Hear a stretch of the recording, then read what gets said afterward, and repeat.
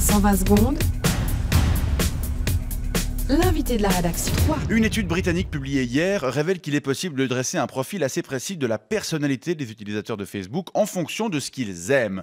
Les chercheurs ont en effet développé plusieurs algorithmes qui permettent de définir avec des taux d'exactitude assez élevés l'âge, l'orientation sexuelle ou l'appartenance ethnique des utilisateurs du réseau social. On en parle avec vous ce matin. Mark Kenning, bonjour. Bonjour. Vous êtes chercheur à l'université de Cambridge et vous avez participé à cette étude. Alors, je disais que les taux d'exactitude étaient assez élevés. Vous pouvez nous en dire plus ?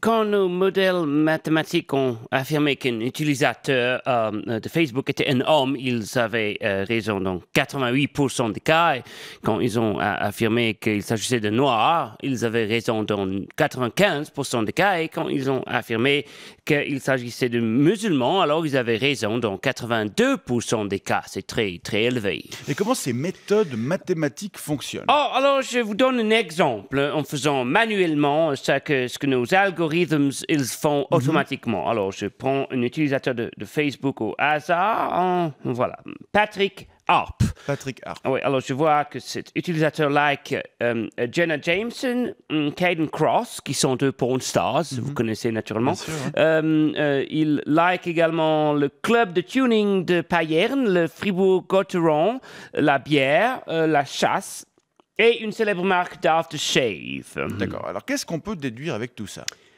C'est un homme. À 95%.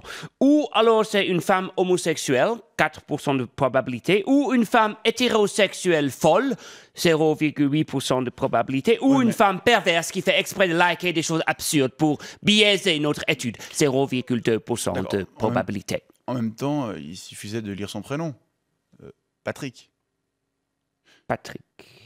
Et qu'est-ce qu'on apprend d'autre sur ce Patrick ? Alors, Patrick like les Mystérieuses Cités d'Or, le groupe de musique Gold, Couleur 3 et les cassettes VHS. Ça veut donc dire qu'il est né dans les années 70.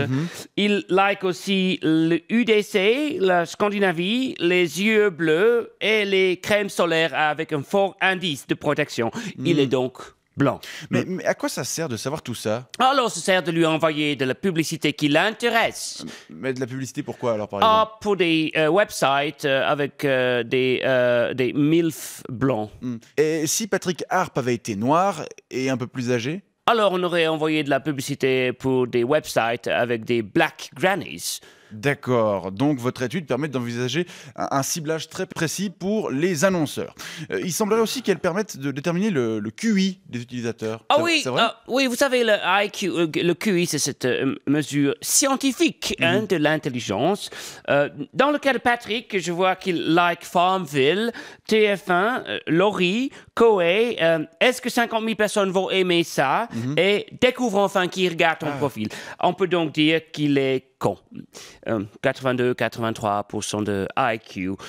On peut donc lui envoyer de la publicité pour un website avec des MILF blanches, un website payant.